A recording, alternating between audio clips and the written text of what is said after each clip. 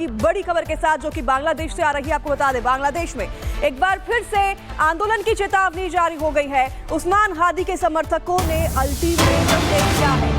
यूनुस सरकार को 24 घंटे का अल्टीमेटम दिया गया है। उस्मान हादी के हत्यारों की गिरफ्तारी के मांग रखी जा रही है। 7 दिन बाद भी गिरफ्तार नहीं हो सके हैं हत्यारे। बता दें आपको, उस्मान हादी के जनाजे में लाखों की भीड़ जुटी है। शेख हसीना के खिलाफ आंदोलन लगातार जारी है और आंदोलन के लिए काफी ज्यादा संख्या में लोग जुटे हैं। तस्वीरें देख रहे हैं आप। यूनुस सरकार को 24 घंटे का अल्टीमेटम दे दिया गया है। बांग्लादेश से ये तस्वीरें सामने आई है आंदोलन की।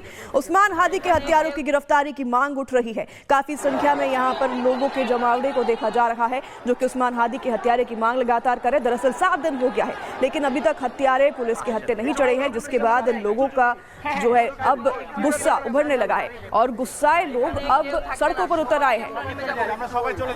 तस्वीरें बांग्लादेश से आपको हम दिखा रहे हैं। यहाँ पर काफी संख्या में सिक्योरिटी फोर्सेस भी तैनात कर दी गई हैं। काफी संख्या में दरअसल यहाँ पर लोग जो है वो उस्मान हादी के हत्यारे की मांग को लेकर सड़कों पर उतर आए हैं और लगातार न्याय की मांग कर रहे हैं। 7 दिन हो गया है और अभी भी हत्यारे की गिरफ्तारी नहीं हुई है और इसी वजह से सभी गुस्साए लोग अब सड़कों पर उतर आए हैं। और तस्वीरें आप देख सकते हैं किस तरीके से यहाँ पर लोगों ने अब न्याय की मांग रखी है और सिक्योरिटी फोर्सेस भी यहां पर तैनात की गई है।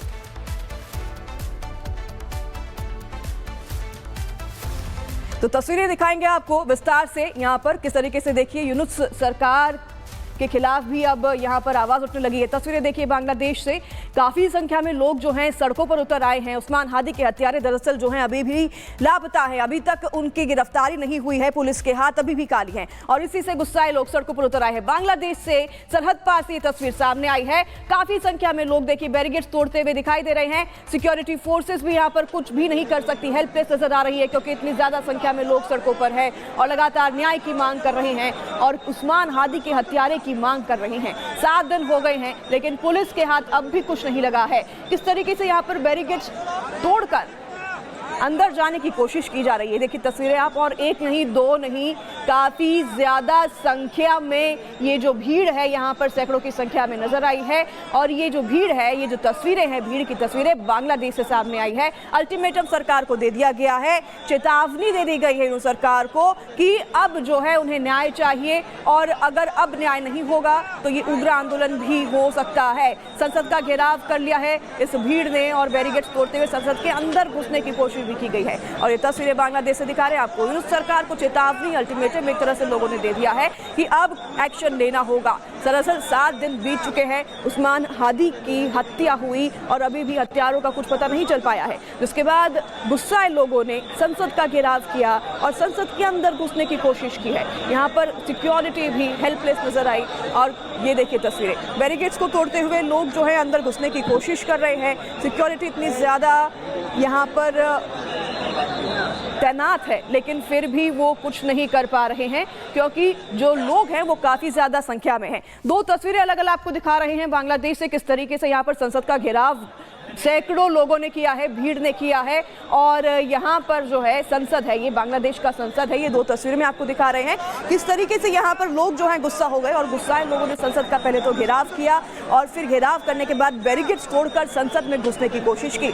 यहाँ पर सिक्योरिटी तो तैनात थी लेकिन वो भी कुछ नहीं कर पाई क्योंकि इतनी ज्यादा संख्या में लोग हैं और लोगों ने चेतावनी दे दी है यूनुस सरकार को कि अब जो है न्याय करना होगा क्योंकि 7 दिन बीत चुके हैं। उस्मान हादी के हत्यारे अभी भी लापता है, पुलिस के हाथ अभी भी खाली है और इसलिए काफी ज्यादा संख्या में लोग अब संसद का घेराव करने सड़कों पर उतर आए हैं। तस्वीरें बांग्लादेश से आप देख रहे हैं किस तरीके से यहाँ पर तस्वीरों में नजर आ रहा है। ये और एक तस्वीर हम आपको दिखा रहे हैं और ये 3 तस्वीरें आपको अलग अलग हम दिखा रहे हैं किस तरीके से यूनुस सरकार को चेतावनी दी गई है और बांग्लादेश में इतनी ज्यादा संख्या में लोग जमा हो गए हैं। बांग्लादेश से आंदोलन की तस्वीरें सामने आ रही है और ये 3 अलग अलग तस्वीरें, आगजनी भी हुई है, लोगों ने उत्पात मचाया है और अल्टीमेटम यूनुस सरकार को दे दिया है कि अब न्याय करना होगा, नहीं तो ये जो आंदोलन है ये और भी उग्र हो सकता है।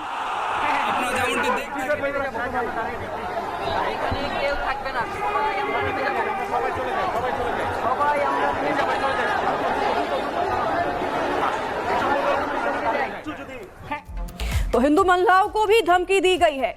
तस्वीरें भी आपको दिखाएंगे किस तरीके से हिंदू महिलाओं को धमकी दी गई है और उन्हें डरा धमकाया जा रहा है।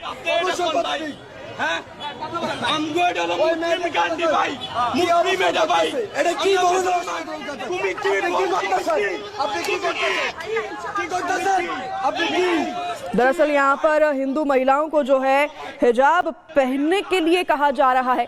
ये देखिए बांग्लादेश से तस्वीरें, और यहाँ पर जो है हिंदू महिलाओं को अब हिजाब पहनने के लिए धमकाया जा रहा है, धमकी दी जा रही है। अगर हिजाब नहीं पहनेंगी हिंदू महिलाएं तो उनके साथ बर्बरता हो सकती है। और ये कैमरे पे आप देख रहे हैं आर भारत की टेलीविजन स्क्रीन पर कि किस तरीके से खुलेआम यहाँ पर हिंदू महिलाओं को धमकी दी जा रही है। बेखौफ है ये सभी लोग, सड़कों पर इस तरह से गुंडागर्दी करते नजर आ रहे हैं क्योंकि किसी का खौफ नहीं है, किसी कानून का खौफ नहीं है, और महिलाओं पर भी बर्बरता कर रही हैं। यहाँ पर महिलाएं लाचार है, हिंदू महिलाएं क्योंकि माइनॉरिटी में है, उन्हें हिजाब पहनने के लिए धमकी दी जा रही है। अगर हिजाब नहीं पहनेंगे तो फिर उनके साथ बर्बरता हो सकती है, ये चेतावनी भी दी गई है। एक बार फिर से इस ऑडियो को आप सुनिएगा।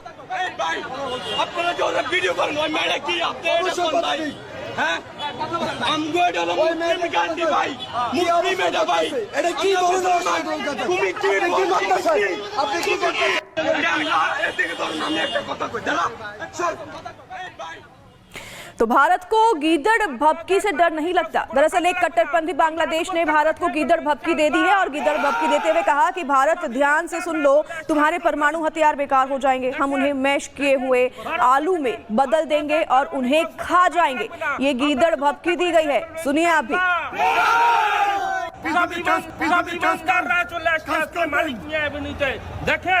দেখেন ভারত দেখে নেন, আপনাদের পারমাণবিক অস্ত্র কোনো কাজে লাগবে না, আমরা আলু ভর্তা করে খেয়ে ফেলবো ইনশাআল্লাহ। চলে আসছে মালিক মিয়া এভিনিউতে। দেখেন ভারত দেখে নেন, আপনাদের পারমাণবিক অস্ত্র কোনো কাজে লাগবে না, আমরা আলু ভর্তা করে খেয়ে ফেলবো ইনশাআল্লাহ। तो बांग्लादेश से आपको बता दें कि खबर है जहां जारी हिंसा और बवाल ने ये साफ कर दिया है कि यहां पर कट्टरपंथी की राह बहुत ही आगे बढ़ चुकी है और ऐसा लगता है कि इस कट्टरपंथियों की अब भारत के खिलाफ भी देखा जा रहा है, विरोध के लिए भी सरकार की तरफ से अब राह दी जा रही है, यहां पर हेल्प की जा रही है। आखिरकार हम ऐसा क्यों कह रहे हैं, देखिए इस रिपोर्ट के जरिए।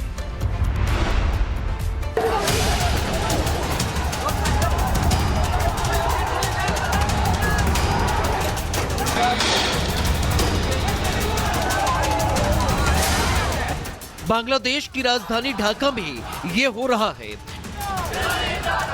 कट्टरपंथी नारे लगाए जा रहे हैं, युवा पीढ़ी को बरगलाकर उनका इस्तेमाल अराजकता में हो रहा है। हिंसा करने वालों का वहां की सरकार स्वागत कर रही है, हार पहना कर नहीं बल्कि इस आग को और सुलगाकर। पूर्वी भारत को तोड़ने के ख्वाब देख रहा है ये देश, जिनकी अपनी बुनियाद खैरात पर टिकी है। वहां के चंद कट्टरपंथी भारत के खिलाफ भड़काऊ और विवादित बयान देकर हिंसा की आग को और भड़काना चाहते हैं। भारत विरोधी कट्टरपंथी नेता हादी की मौत के बाद यूनुस सरकार के दौर में किस कदर भारत विरोधी नारे लगाए जा रहे हैं वो सुनिए। ভারত দেখে নেন, আপনাদের পারমাণবিক অস্ত্র কোনো কাজে লাগবে না, আমরা আলু ভর্তা করে খেয়ে ফেলবো ইনশাআল্লাহ। यही नहीं, बांग्लादेश में हिंदुओं के खिलाफ जारी हिंसा भी कम होती नहीं दिख रही है। 3 दिन पहले हिंदू युवक की हत्या के बाद भी कट्टरपंथियों के हौसले बुलंद हैं और इसकी बनगी अब सड़कों पर भी नजर आ रही है। महिलाओं को बुर्का पहनने के लिए मजबूर किया जा रहा है।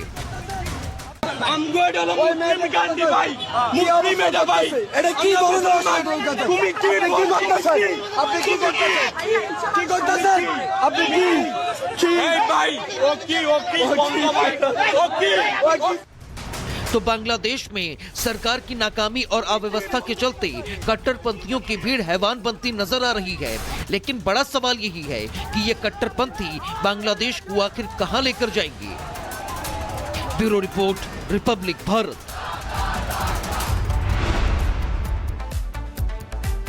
तो वहीं पूर्व सेना प्रमुख जनरल एम नरवणे ने कहा कि भारत की हमेशा इच्छा रही है सभी पड़ोसी देशों से अच्छे रिश्ते बने रहे। इन देशों के अंदरूनी मामलों में भारत ने कभी दखल अंदाजी नहीं की। आखिरकार और क्या उन्होंने कहा, सुनिए। भारत की हमेशा इच्छा यही रही है कि अपने सभी पड़ोसी देश के साथ अच्छे रिश्ते बने रहे। और इन देशों के जो अंदरूनी मामले हैं उनमें हम कभी दखल अंदाजी नहीं करते। जैसे हमें अच्छा नहीं लगता कि कोई हमारे ऊपर टिप्पणी करे, उसी तरह हम किसी और के हालातों के ऊपर टिप्पणी कभी नहीं करते। लेकिन ये समझना चाहिए कि ऐसे स्टेटमेंट, ऐसे जो कार्रवाई हो रही है वो अप डाउन होता रहता है।